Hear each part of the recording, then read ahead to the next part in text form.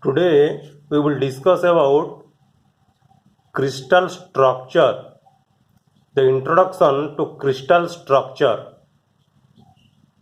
A crystal is formed by adding atoms in a constant environment.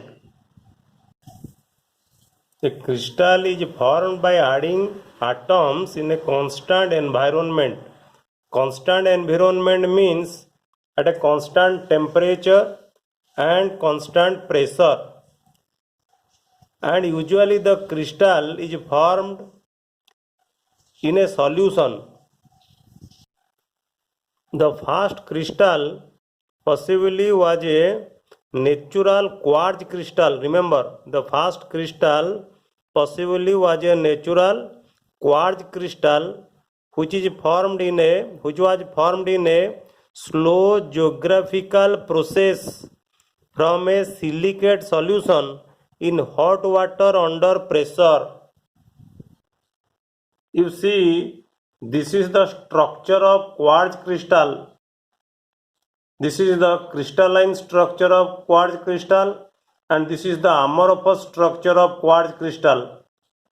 So possibly quartz crystal is the first crystal which is formed in a silicate solution in hot water under pressure.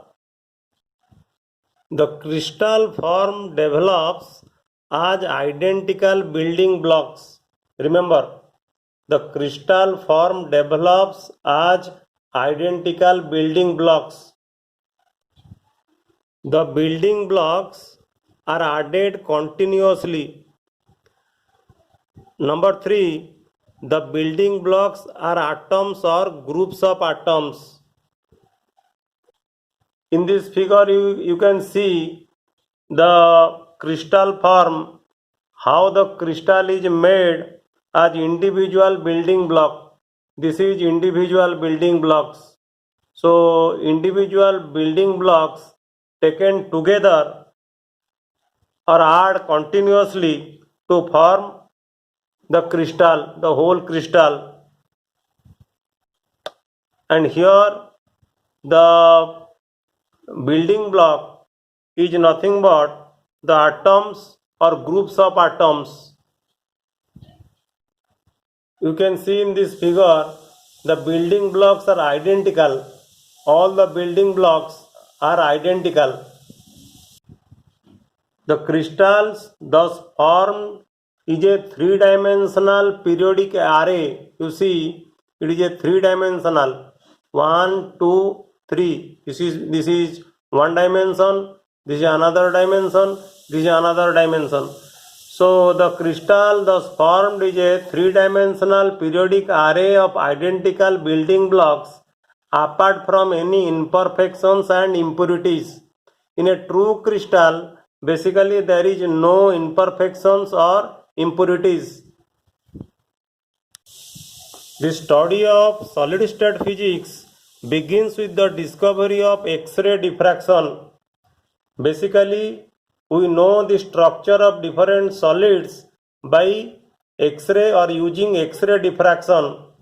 The importance of X-ray diffraction is that X-ray are waves.